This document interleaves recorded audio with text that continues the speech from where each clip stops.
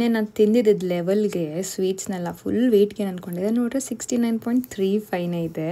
ಹೇ everyone, good morning. ಇವತ್ತು ಯಾಕೆ ನಾನು ಅಡುಗೆ ಮನೇಲಿ ಇಲ್ಲ ಅಂತ ಯೋಚನೆ ಮಾಡ್ತಾ ಇದ್ದೀರಾ? ಸೊ ನಮ್ಮ ಅತ್ತೆ ಮನೆಗೆ ಬಂದಿದ್ದಾರಾ, ಕುಕ್ಕರ್ ಸೌಂಡ್ ಕೇಳಿಸ್ತಾ ಇದೆಯಾ? ಅವ್ರು ಫುಲ್ ಅಡುಗೆ ಮನೆ ಆಕ್ಯುಪೈ ಮಾಡಿಬಿಟ್ಟಿದ್ದಾರೆ. ಆ್ಯಂಡ್ ಅವ್ರ ಡ್ರೆಸ್ಸು ಚೆನ್ನಾಗಿಲ್ವಂತೆ, ಅದಕ್ಕೆ ಆ ಕ್ಯಾಮ್ರಾ ಸೆಟ್ ಮಾಡಬಾರ್ದಂತೆ. ಆಯಿತು, ಅದನ್ನು ನಾವು ರೆಸ್ಪೆಕ್ಟ್ ಮಾಡೋಣ ಅಂದ್ಬಿಟ್ಟು ನಾನೇ ಆಚೆ ಬಂದ್ಬಿಟ್ಟು ಇಲ್ಲಿ ವಿಡಿಯೋ ಮಾಡ್ತಾ ಇದ್ದೀನಿ. ಸೊ ಬೆಳಿಗ್ಗೆ ಫ್ರೂಟಿಗೆ ಅಂತ ಏನು ತಿಂದರೆ ಗೊತ್ತಾ? ಆಹಾ, ತಟ್ಟೆ ತುಂಬ ಮಾವಿನ ಹಣ್ಣು, ದಪ್ಪು ಮ್ಯಾಂಗೋ ಆಯ್ತಾ. ಕಾಯ್ತಾ ಇದ್ದೆ, ನೆನೆ ಬಂದ್ರಲ್ಲ ತೊಗೊಬಂದ್ರು.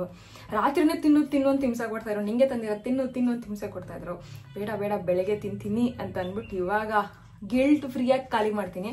ಆಮೇಲೆ ಇನ್ನೊಂದು ವಿಷಯ ಗೊತ್ತಾ, ನೆನ್ನೆ ಅಷ್ಟೊಂದು ಡೆಸರ್ಟ್ಸ್ ತಿನ್ನಲ್ಲ. ವೆಯ್ಟ್ 69.35 ಇದೆ, ಜಾಸ್ತಿನೇ ಆಗಿಲ್ಲ. ನಾನೊಂದು 69.75 ವಾಪಸ್ ಹೋಗ್ಬಿಟ್ಟಿರ್ತೀನಿ. ಆ ಥರ ಏನೇನೋ ಯೋಚನೆಗಳೆಲ್ಲ ಮಾಡಿದ್ದೆ, ಆದರೆ ಈ ಅಳ್ಳಾಡಿಲ್ಲ ವೆಯ್ಟ್. ನಾನು 3-4 ಸತಿ ಹತ್ತಿ ಇಳ್ದು ವೇಯಿಂಗ್ ಮಿಷನ್ ಮೇಲೆ ಚೆಕ್ ಮಾಡಿದ್ದೀನಿ. ಆದರೆ ಈ ದಿನಕ್ಕೆ ಅದು ಹೆಂಗಾಗುತ್ತೆ, ಇಷ್ಟು ದಿನದ efforts every single day consistent ಆಗಿದ್ದಾಗ ನಮ್ಮ ಬಾಡಿ ಒಂದು ಸಣ್ಣ ಪುಟ್ಟ ಚೇಂಜಸ್ಗೆಲ್ಲ ತುಂಬ ವೇರಿಯಾಗಿ ಬಿಹೇವ್ ಮಾಡಲ್ಲ. ಯಾಕೆ ಗೊತ್ತಾ, ಒಂದು ನಾವು ತುಂಬ ರೆಸ್ಟ್ರಿಕ್ಟಿವ್ ಡಯಟ್ಸ್ ಮಾಡ್ತಾ ಇಲ್ಲ, ಅದೊಂದ. ಇನ್ನೊಂದೇನಂತ ಹೇಳಿದ್ರೆ ಎಲ್ಲ ಥರ ತಿಂಡಿ ಮಾಡ್ತಾ ಇರೋದು. ಸ್ವಲ್ಪ ಜಾಸ್ತಿ ತಿಂದಿರೋ ಸ್ವಲ್ಪ ತಿಂಡಿ ಮಾಡ್ತಿರೋ ಡಯಟ್ ಇದು. ಸೊ ನಮ್ಮ ಬಾಡಿ ಈ ಲೈಫ್ ಸ್ಟೈಲ್ ಅಡ್ಜಸ್ಟ್ ಆಗೋಗಿದೆ ಒಂದು. ಇನ್ನೊಂದು, every single day maximum of the time ನಾನು ಹೆಲ್ದಿಯಾಗಿ ತಿನ್ನೋಕ್ಕೆ ಚೂಸ್ ಮಾಡ್ತಾ ಇದ್ದೀನಿ. ಸೊ ನನ್ನ ಬಾಡಿ ಅವಾಗಿಂದ ಹೀಲ್ ಆಗೋಕ್ಕೆ ಸ್ಟಾರ್ಟ್ ಆಗಿದೆ. ಸೊ ಈ ಯಾವತ್ತೋ ಒಂದಿನ ಒಂಚೂರು ಜಾಸ್ತಿ ಸಿಹಿ ತಿಂದ್ಬಿಟ್ಟೆ ಅಂತ ನನ್ನ ಬಾಡಿ ಬೇಜಾರು ಮಾಡಿಕೊಂಡು ಬರೋ ಫ್ಯಾಟ್ ಎಲ್ಲ ಸ್ಟೋರ್ ಮಾಡಿಲ್ಲ. ಇನ್ನೊಂದೇನು ಮಾಡಿದೆ, ವರ್ಕೌಟ್ ಮ್ಯಾಂಡೇಟ್ರಿಯಾಗಿ ಮಾಡಿದೆ ನೆನ್ನೆ, ಕರೆಕ್ಟಾ? ಸೊ ನನ್ನ ವೆಯ್ಟ್ ಬ್ಯಾಲೆನ್ಸ್ ಆಗೋಯ್ತು. ಇದರಿಂದ ವೆಯ್ಟ್ ಮೇಂಟೈನ್ ಆಗೋಯ್ತು. ಎಷ್ಟೊಂದು ಜನ ಕೇಳ್ತಿರಲ್ಲ, ವೆಯ್ಟ್ ಲೂಸ್ ಮಾಡೋದು ಈಸಿ, ಮೇಂಟೈನ್ ಮಾಡೋದು ಕಷ್ಟ. ಸೊ ಈ ಥರ ಉಲ್ಟಾ ಪಲ್ಟಾ ಆಗಿರೋ ದಿನಗಳಲ್ಲಿ ಈ ಥರ ಮೇಂಟೈನ್ ಮಾಡ್ಕೋಬೋದು, ಓಕೆನಾ? ಈಗ ಮ್ಯಾಂಗೋ ತಿಂದು ಬರ್ತೀನಿ, ಇನ್ನೂ ಟೀ ಕುಡ್ದಿಲ್ಲ, ಮ್ಯಾಂಗೋ ತಿಂತೀನಿ. ಟೀನೂ ಇವತ್ತು ರೆಕಾರ್ಡ್ ಮಾಡಿ ತೋರ್ಸೋಕ್ಕಾಗಲ್ಲ, ಬಿಕಾಸ್ ನಮ್ಮ ಟೀ ಜೊತೆ ಮಾತಾಡೋಕ್ಕಾಗಲ್ಲ. ನಮ್ಮ ಅತ್ತೆಗೆ ಏನು ಗೊತ್ತಾ, ಮನೆಗೆ ಬಂದಾಗ ಫುಲ್ಲು ಅಡುಗೆಗಳು ನನಗೆ ಮಾಡಿಕೊಟ್ಬಿಡ್ಬೇಕು. ಕಾಳು ಗೊಜ್ಜು ಮಾಡ್ತಾ ಇದ್ದಾರೆ, ರಾಗಿ ದೋಸೆದು ಹಿಟ್ಟು ನೆನೆ ಹಾಕ್ತದೆ. ನಾನು ಹೇಳ್ದೆ ರಾಗಿ ದೋಸೆದು ಎಲ್ಲರಿಗೂ ತೋರಿಸಿ ಹಿಟ್ಟು ಬೇಕು, ನೆನೆ ಹಾಕೋದು ದೋಸೆ ಅಂದರೆ ಟಪ ಅಂದ್ರೆ ಸಖತ್ ಫಾಸ್ಟ್ ಆಯ್ತಾ. ಅವ್ರ ಸ್ಪೀಡಿಗೆ ಮ್ಯಾಚ್ ಮಾಡೋಕ್ಕೆ ಸಖತ್ ಕಷ್ಟ ಆಗುತ್ತೆ. ಸೊ ಎಲ್ಲ ಟಕ ನೆನೆ ಹಾಕ್ಬಿಟ್ಟಿದ್ದಾರೆ. ನಾನು ರೆಸಿಪಿ ಕಲ್ತ್ಕೊಂಡ್ಬಿಟ್ಟು ಪ್ರಾಪರಾಗಿ ನಿಮಗೆ ತೋರಿಸ್ತೀನಿ. ಲಾಸ್ಟ್ ಟೈಮ್ ಕೇಳಿದ್ರಿ ರಾಗಿದು ರೆಸಿಪೀಸ್ ತೋರಿಸಿ ಅಂತ, ಸರಿನಾ? ಅದೊಂದು. ಅದಾದಮೇಲೆ ಸೊ ಇದೆಲ್ಲ ತಿನ್ಕೊಂಡು ಡೈರೆಕ್ಟಾಗಿ ತಿಂಡಿಗೆ ಸಿಗ್ತೀನಿ, ಸರಿನಾ? ಬೇಜಾರು ಮಾಡ್ಕೊಂಬಿಡಿ. ಆ್ಯಂಡ್ ಇನ್ನು ತಿಂಡಿ ಏನು ಮಾಡ್ಬೇಕಂತಲೇ ಗೊತ್ತಿಲ್ಲ. ಸೊ ಅದನ್ನು ಡಿಸೈಡ್ ಮಾಡಿಬಿಟ್ಟು ನಾನು ನಿಮ್ಗೆ ಏನು ತಿಂತೀನಲ್ಲ ತೋರಿಸ್ತೀನಿ, ಓಕೆ? ಹಂಗೂ ಹಿಂಗೂ ನಮ್ಮ ಅತ್ತೆಗೆ ಹಿಂಸೆ ಕೊಟ್ಬಿಟ್ಟು ರಾಗಿ ನೆನೆ ಹಾಕೋದನ್ನ ರೆಕಾರ್ಡ್ ಮಾಡಿದೆ. ಅದಕ್ಕೆ ಫೇಸ್ಲೆಸ್ ರೆಕಾರ್ಡಿಂಗ್ ಇದು, ಬರೀ ಪಾತ್ರೆ ನೋಡಿ ಅಂತ. ಇಲ್ಲಿ 2 ಗ್ಲಾಸು, ಈ ಗ್ಲಾಸಲ್ಲಿ ನಾವು ರಾಗಿ ತೊಗೋತಾ ಇದ್ದೀವಿ, ಆಯಿತಾ? ಸೊ ಈ ರಾಗಿನ ನಾವಿವಾಗ ಮಾಡ್ತಿರೋದು ಫರ್ಮೆಂಟೆಡ್ ರಾಗಿ ದೋಸೆ. ಆ್ಯಕ್ಚುಲಿ ನಮ್ಮ ಅತ್ತೆ ಕಂಡಿಡ್ದಿದ್ದು ರೆಸಿಪಿ. ನಾನು ಡಯಟ್ ಅಂತಿದ್ನಲ್ಲ, ಅದಕ್ಕೆ. ಅದ್ರ ಜೊತೆಗೆ ಇಲ್ಲಿ 1 ಗ್ಲಾಸ್ ಅಕ್ಕಿ ಹಾಕೋತಾ ಇದ್ದೀವಿ. ನಾರ್ಮಲ್ ದೋಸೆ ಅಕ್ಕಿ ಹಾಕೋತೀವಲ್ಲ ಅದು. ನಾನು ಗ್ಲಾಸ್ ತೋರಿಸ್ತಾ ಇದ್ದೀನಿ ನೋಡಿ, ಇಲ್ಲಿ ಈ ಗ್ಲಾಸಲ್ಲಿ ಲೆಕ್ಕ. ನಾನೆಲ್ಲನೂ ಈ ಗ್ಲಾಸಲ್ಲೇ ಲೆಕ್ಕ ಮಾಡಿರೋದು. ನಿಮ್ಮಲ್ಲಿ ನೀವು ಯಾವ ಕಪ್ ಯೂಸ್ ಮಾಡ್ತೀರಾ ಅದ್ರ ಲೆಕ್ಕನೇ ನೀವು ತೊಗೋಬೋದು, ಸರಿನಾ? ಇದರಲ್ಲಿ 1/4 ಗ್ಲಾಸ್ ಉದ್ದಿನ ಬೇಳೆ ಹಾಕೋತಾ ಇದ್ದೀವಿ. ಈ ಉದ್ದಿನ ಕಾಳು ಹಾಕೊಂಡ್ಬಿಟ್ರೆ ಮುಗೀತು.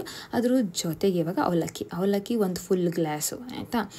ಸೇಮ್ ದೋಸೆಗೆ ನೆನೆ ಹಾಕ್ತೀವಿ ಅದೇನೆ, ಅಕ್ಕಿ ಕಮ್ಮಿ ಆಗುತ್ತೆ, ರಾಗಿ ಎಂಟ್ರಿ ಕೊಡುತ್ತೆ ಅಷ್ಟೇ ಇದರಲ್ಲಿ. ಸೊ ಇದು ಅವಲಕ್ಕಿ ಆದಮೇಲೆ ಲಾಸ್ಟಲ್ಲಿ ನಾವೇನು ಮಾಡ್ಕೋತೀವಿ, ಮೆಂತ್ಯ ಆ್ಯಡ್ ಮಾಡ್ಕೋಬೇಕು. ಮೆಂತ್ಯ ಹಾಕ್ಲೋ ಬಾಡ್ಬೋ ಅಂತ ಒಂದು ಚೂರು ಇಲ್ಲಿ ನಾನು ಎಷ್ಟು ತೊಗೊಂಡಿದ್ದೀನಿ ನೋಡಿ, ಅಷ್ಟೇ ಅಷ್ಟನ್ನ ಹಾಕೋದು ಅಷ್ಟೇ. ಸುಮ್ಮನೆ ಇಣ್ಕಿಸೋದು ಮೆಂತ್ಯನ ಅಷ್ಟೇ. ಸೊ ಮೆಂತ್ಯ ಇಣ್ಕಿಸಿದ್ಮೇಲೆ ಇದಿಷ್ಟು ನಾವು ಒಟ್ಟಿಗೆ ಸೇರಿಸಿ ಚೆನ್ನಾಗಿ ತೊಳೆದಾಕ್ತೀವಿ. ಇದಿಷ್ಟು ತೊಳೆದು ಆಮೇಲೆ ರಾಗಿ, ಅದು ಫ್ಲೋಟಿಂಗ್ ರಾಗಿ ಇರುತ್ತೆ, ಅದು ಮೇಲ್ಗಡೆ ಕಾಣ್ತಾ ಇರೋದು. ಸೊ ಈ ಥರ ಬರುತ್ತೆ ನೋಡಿ. ಈಗ ಇದನ್ನು ಸೇಮ್ ಸಂಪಣ ಹಿಂಗೆ ಆಡಿಸ್ಕೊತೀವಿ, ಆ ಥರ ಒಂದು 4-5 ಅವರ್ ಆದಮೇಲೆ ಆಡಿಸ್ಕೊಂಬಿಡೋದು. ನಾಳೆ ದೋಸೆ ಮಾಡ್ತೀನಿ, ಅವಾಗ ತೋರಿಸ್ತೀನಿ. ಇವಾಗ ಬ್ರೇಕ್ಫಾಸ್ಟ್ ತಗೋತಾ ಇದ್ದೀನಿ. ಬ್ರೇಕ್ಫಾಸ್ಟಲ್ಲಿ ಬಿಸಿ ಹೊಗೆ ಆಡ್ತಾ ಇದೆ. 2 ರೊಟ್ಟಿ, ಆಯ್ತಾ?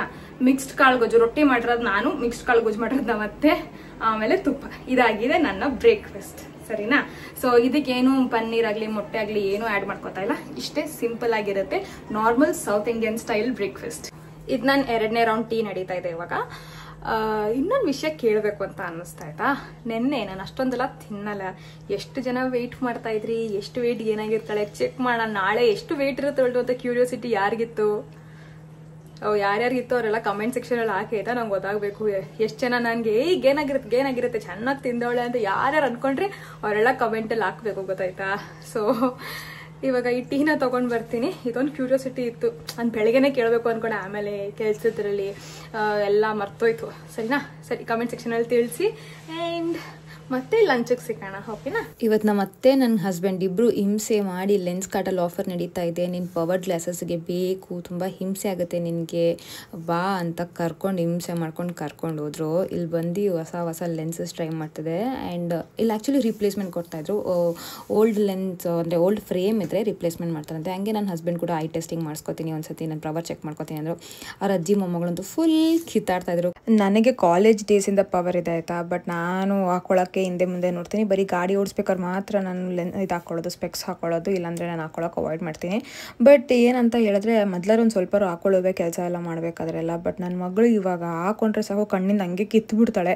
ಸೊ ಅರ್ಧ ಅವಳಿಂದ ಅವಾಯ್ಡ್ ಆಗೋಕ್ಕೆ ಅಂತಾರೆ ನಾನು ಸ್ಪೆಕ್ಸ್ ಹಾಕೋದನ್ನ ಸ್ಟಾಪೇ ಮಾಡಿಬಿಟ್ಟಿದೆ ಆಲ್ಮೋಸ್ಟ್. ಈಗಲೂ ಅಷ್ಟೇ ಆಯಿತಾ, ನಾನು ಟ್ರೈ ಮಾಡ್ತೀನಿ, ಅಮ್ಮ ನನಗೆ ಅಂತ ಕಮ್ಮಿ ಟಾರ್ಚರ್ ಕೊಡ್ತಾ ಇರಲಿಲ್ಲ. ನನಗೇನೆ ಜಾಸ್ತಿ ಎಕ್ಸೈಟ್ಮೆಂಟ್ ಅವಳಿಗಿತ್ತು. ಇನ್ನೊಂದು ಖುಷಿ ವಿಷಯ ಏನಂದರೆ ಈ ಡ್ರೆಸ್ ಹಾಕೊಂಡಿದ್ದೀನಲ್ಲ ನಾನು, ಆ ಡ್ರೆಸ್ ಬಂದು ನಾನು ಹೊಸದಾಗಿ ಮದುವೆ ಆದಾಗ ತೊಗೊಂಡಿದ್ದು ಆಯಿತಾ. ಮದುವೆಗಿನ ಮುಂಚೆ ಮದುವೆ ಆದ ಹೊಸ್ತಳು ಒಂದು ವಾರ ಹಾಕೋಬೇಕು ಅಂತ ಇರುತ್ತಲ್ಲ, ಆವಾಗ ಬೇಕಾಗತ್ತೆ ಅಂದ್ಬಿಟ್ಟು ಈ ಡ್ರೆಸ್ ತೊಗೊಂಡಿದ್ದು. ಬಟ್ ತೊಗೊಂಡಾಗಲೇ ಟೈಟ್ ಇತ್ತು ಅದು, ಇವಾಗ ಫುಲ್ ಲೂಸ್ ಆಗಿಬಿಟ್ಟಿದೆ. ಎಷ್ಟು ಲೂಸ್ ಅಂದರೆ ಅಷ್ಟು ಲೂಸ್ ಇದೆ ಇವಾಗ ಅದು. ನನ್ನ ಮದುವೆಲೂ ನಾನು ಇಷ್ಟು ವೆಯ್ಟ್ ಲಾಸ್ ಮಾಡಿರಲಿಲ್ಲ. ನನಗಂತೂ ಸಖತ್ ಖುಷಿ ಆಗ್ತಿದೆ. ಬಿಫೋರ್ ಮ್ಯಾರೇಜ್ ವೆಯ್ಟು ನನಗಂತೂ ತಡ್ಕೊಳಕ್ಕಾಗಲ್ಲ. ಜೊತೆಗೆ ವಿಯರ್ಡ್ ಕನ್ನಡಕಗಳೆಲ್ಲ ಟ್ರೈ ಮಾಡ್ತಿದ್ದೆ. ನಮ್ಮ ಮತ್ತೆ ಎಂಟರ್ಟೈನ್ ಮಾಡ್ತಾರೆ, ಅಲ್ಲೇ ಮಿರರಲ್ಲಿ ನೋಡಿ ಕಾಣಿಸ್ತಾರೆ, ವೀಡಿಯೋಗಳು ಮಾಡ್ತಿರೋದು ಅವರೇ ನಂದು. ಸೊ ಈ ಥರ ವಿಯರ್ಡಾಗಿ ಆಡ್ತಾ ಇದ್ರೆ ನನ್ನನ್ನು ಎಂಟರ್ಟೈನ್ ಮಾಡ್ತಿದ್ದಿದ್ದು ನಮ್ಮ ಅತ್ತೆ. ನನ್ನ ಹಸ್ಬೆಂಡ್ ಅಂತೂ ನನಗೂ ಇವ್ರಿಗೂ ಸಂಬಂಧನೇ ಇಲ್ಲ ಅಂತ ಬ್ಯುಸಿಯಾಗಿ ಎಲ್ಲ ಸ್ಪೆಕ್ಸ್ ಮೇಲೂ ರಿಸರ್ಚ್ ಮಾಡ್ಕೊಂಡು ನಿಂತಿದ್ರು. ನಾನು ನನ್ನ ಮಗಳು ವಿಚಿತ್ರವಾಗಿ ಆಟಾಡ್ಕೊಂಡು ನಿಂತೆ. ನನ್ನ ಮಗಳಂತೂ ಸೊಂಟದ ಮೇಲೆ ಕೂತ್ಕೊಂಡ್ಬಿಟ್ರೆ ಇಳಿಯಲ್ಲ ಅಂತ ಬೇರೆ ನಿಂತ್ಕೊಂಡ್ಬಿಟ್ಲು. ಮನೆಗೆ ಹೋಗೋಷ್ಟು ನಂಗೆ ಆಲ್ರೆಡಿ ಹೊಟ್ಟೆ ಬೇರೆ ತುಂಬ ಹಸಿತಾ ಇತ್ತು. ಅನ್ನ ಮಾಡಿರಲಿಲ್ಲ, ನಾವು ಸಾರು ರೆಡಿ ಮಾಡಿ ಬಂದಿದ್ವಿ. ಸೊ ಮನೆಗೆ ಹೋದ ತಕ್ಷಣ ಅನ್ನ ಪ್ರಿಪೇರ್ ಮಾಡೋದು ಬೇರೆ ಬಾಕಿ ಇತ್ತು. ಇಲ್ಲಿ ಪಟ ಅಂತ ನಾನು ರಿಪ್ಲೇಸ್ಮೆಂಟ್ಸ್ಗೆಲ್ಲ ಹಾಕ್ಬಿಟ್ಟು ಜೊತೆಗೆ ಒಂದು ಎಕ್ಸ್ಟ್ರಾ ತೊಗೊಂಡ್ವಿ, ನನಗೆ ಹೈ ಪವರ್ ಗ್ಲಾಸ್ ಬೇಕು ಅಂತ. ಜೊತೆಗೆ ನಾನಿಲ್ಲಿ ಐ ಟೆಸ್ಟ್ ಕೂಡ ನಾನು ಕರೆದು, ನಾನು ಜಾಸ್ತಿ ಹೋಗಿದೆ ನನ್ನ ಪವರ್ ಅಂತ ಡೌಟ್ ಇದೆ, ಯಾಕಂದರೆ ತುಂಬಾ ಬ್ರೇಕ್ ಮಾಡ್ತಾ ಇದೆ ವೇರ್ ಮಾಡೋದು ನನ್ನ ಸ್ಪೆಕ್ಸ್ನ. ಸೊ ನನಗದೊಂದು ಡೌಟ್ ಇತ್ತು, ಪವರ್ ಜಾಸ್ತಿ ಆಗಿರ್ಬೋದು ಅಂತ ರೀಟೆಸ್ಟಿಂಗ್ ಒಂದ್ಸತಿ ಕೇಳಿದೆ. So test ಮಾಡ್ಕೊಂಡ್ಬಂದೆ. ಲಾಸ್ಟ್ ಏನು 1 ವರ್ಷದ ಮುಂಚೆ ಚೆಕ್ ಮಾಡಿದ್ದು ಅದೇ ಸೇಮ್ ಪವರ್ ಇತ್ತು. ಅದು ಕೇಳಿ ಸಖತ್ ಖುಷಿ ಆಯಿತು. ಬಿಕಾಸ್ ಎವ್ರಿ ಟೈಮ್ ಟೆಸ್ಟ್ ಮಾಡಿದಾಗಲೂ ಒಂದು ಪವರ್ ಇನ್ಕ್ರೀಸ್ ಆಗ್ತಿತ್ತು. ಈ ಸತಿ ಮಾತ್ರ ಅಷ್ಟೇ ಇತ್ತು ಅಂತೇಳಿ ತುಂಬ ಖುಷಿ ಆಯಿತು. ಕೊನೆಗೆ ಮನೆಗೆ ಬಂದ್ವಿ. ಇವಾಗ ಲಂಚ್ ಟೈಮ್ ಆಗಿದೆ. ಲಂಚ್ ಟೈಮಲ್ಲಿ ನಾನೇನು ತಗೋತಾ ಇದ್ದೀನಿ ಅಂದರೆ ಇಷ್ಟು ಸೌತೆಕಾಯಿ, ಅದಾದಮೇಲೆ ರೈಸ್ ಆದಮೇಲೆ ಸಾಂಬಾರು, ಒಂದು ಬೌಲ್ ಸಾಂಬಾರು ಇದೆ ಇಲ್ಲಿ, ನಾರ್ಮಲ್ ಮನೇಲಿ ಮಾಡೋ ಸಾಂಬಾರು ಅಷ್ಟೇ ಆಯಿತಾ. ಅದ್ರ ಜೊತೆಗೆ ಇವಾಗ ಆಮ್ಲೆಟ್, ಇಲ್ಲಿ ಪ್ಲೇನ್ ಆಮ್ಲೆಟ್ ತೊಗೊಂಡಿದ್ದೀನಿ. ಪ್ಲೇನ್ ಆಮ್ಲೆಟ್ ಬಂದು 2 ಆಮ್ಲೆಟ್ ತೊಗೊಂಡಿದ್ದೀನಿ. ಓಕೆ, ನಾನು just salt and pepper powder spray ಮಾಡಿರೋದು. ಇದಾಗಿದೆ ನನ್ನ ಲಂಚ್. ಆ್ಯಂಡ್ ನೋಡಿ, ಇಷ್ಟು ತಿನ್ನೋಷ್ಟು ಹೊಟ್ಟೆ ತುಂಬೋಗುತ್ತೆ, ಹೊಟ್ಟೆ ಹಸ್ಕೊಳ್ಳೋ ಅವಶ್ಯಕತೆನೇ ಇರಲ್ಲ, ಸರಿನಾ. ಆ್ಯಂಡ್ ಕ್ವಿಕ್ಕಾಗಿ ಆಗಂಥದ್ದು. ನಾರ್ಮಲಾಗಿ ಅನ್ನ ಮಾಡ್ತೀವಿ, ಸಾರು ಮಾಡ್ತೀವಿ, ಮನೇಲಿ ಯಾವ್ದಾದ್ರು ಒಂದು ತರಕಾರಿ ಇರುತ್ತೆ, ಜೊತೆಗೆ ಮೊಟ್ಟೆ ಆಗೋಯ್ತು. ಈವ್ನಿಂಗ್ ಟೀ ಟೈಮ್ ಆಗಿದೆಯಾ? ಏನಾಯ್ತು ಗೊತ್ತಾ, ಮನೇಲಿ ಎಷ್ಟೊಂದು ಜಂಕ್ ತಂದಿಟ್ಬಿಟ್ಟಿದ್ದಾರೆ. ಇಲ್ಲಿ ಇಷ್ಟೊಂದು ಪ್ಲೇನ್ ಕೇಕು, ಆಮೇಲೆ ಕಪ್ ಕೇಕ್ಸು, ಆಮೇಲೆ ಮಿಕ್ಸ್ಚರು. ಸೊ ಏನು ಮಾಡೋದು, ನಾನು ಯೋಚನೆ ಮಾಡಿದೆ ಟೀ ಜೊತೆ ಒಂದೇ ಒಂದು ತಾನೇ ಸ್ಲೈಸು ಪ್ಲೇನ್ ಕೇಕ್ ತಿನ್ಕೊಂಡ್ಬಿಡೋಣ, ಅದರಲ್ಲಿ ಏನಿದೆ ಅಂತ ಯೋಚನೆ ಮಾಡಿದೆ.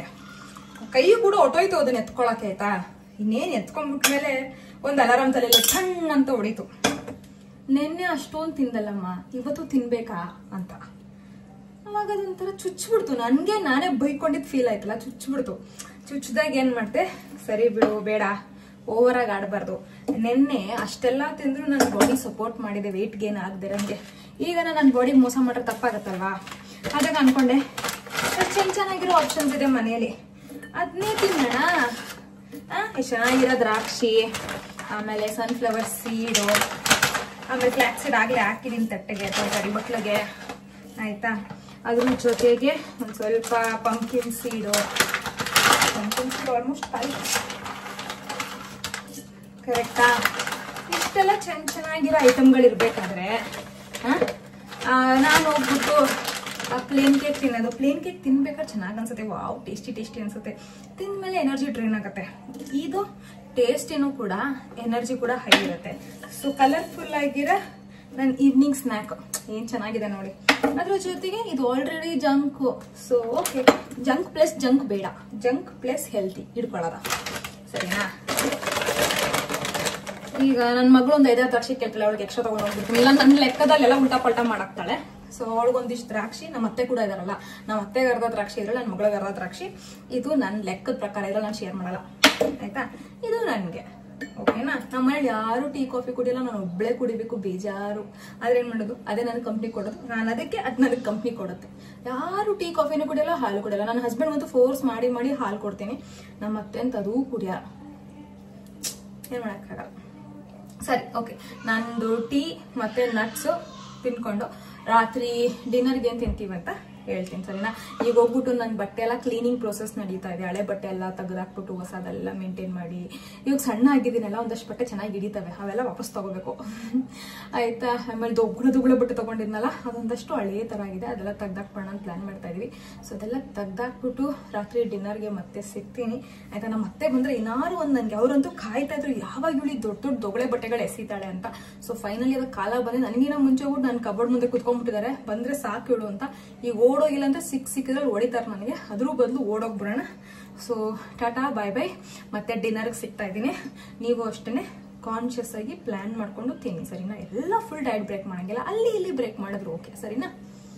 ಇವಾಗ ಡಿನ್ನರ್ ಟೈಮ್ ಆಗಿದೆ ಅಂಡ್ ಡಿನ್ನರ್ಗೆ ಏನ್ ತಗೋತಾ ಇದ್ದೀನಿ ಅಂದ್ರೆ ರೈಸ್. ಸೊ ರೈಸ್ ಹಾಕೊಳ್ಳೋಣ. ರೈಸ್ ತುಂಬಾ ಕಮ್ಮಿ ಡಿನ್ನರ್ ಅಲ್ಲಿ.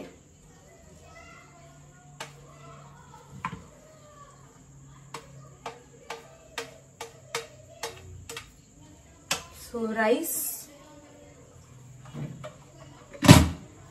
ಅಂಡ್ ಮಿಕ್ಸ್ಡ್ ಕಾಳು ಗೊಜ್ಜಿತ್ತಲ್ಲ, ಸೊ ಅದು ನಮ್ಮತ್ತೆ ನನಗೆ ಅಂತ ಡ್ರೈ ಆಗಿ ಮಾಡಿದಾರೆ, ಆಲ್ಮೋಸ್ಟ್ ಫುಲ್ ತೆಳುಗ್ ಮಾಡಿಲ್ಲ.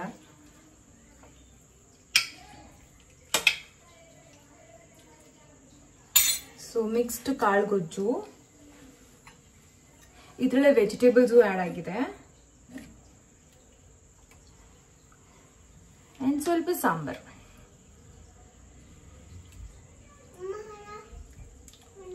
ರಾತ್ರಿ ಹೊತ್ತು ಗೀನ ಅವಾಯ್ಡ್ ಮಾಡ್ತೀನಿ, ತುಪ್ಪ ಹಾಕೊಳ್ಳಲ್ಲ. ಸೊ ಕಾಳು ಗೊಜ್ಜು, ಅನ್ನ, ಸಾಂಬಾರ್. ಇದಾಗಿದೆ ನಮ್ ಕನ್ಸಿಸ್ಟೆನ್ಸಿ ಚಾಲೆಂಜ್ ಡೇ 8 ನ ಡಿನ್ನರ್ ಆಯ್ತಾ. Okay then tata bye bye, see you. Workout ಇನ್ನ ಮಾಡಿಲ್ಲ, ವರ್ಕೌಟ್ ಮಾಡಿದ್ರೆ ಅಪ್ಡೇಟ್ ಮಾಡ್ತೀನಿ, ಮಾಡಿಲ್ಲ ಅಂದ್ರೆ ಇವತ್ತಿಗೆ ಟಾಟಾ ಆಯ್ತಾ. ಬಾಯ್ ಬಾಯ್.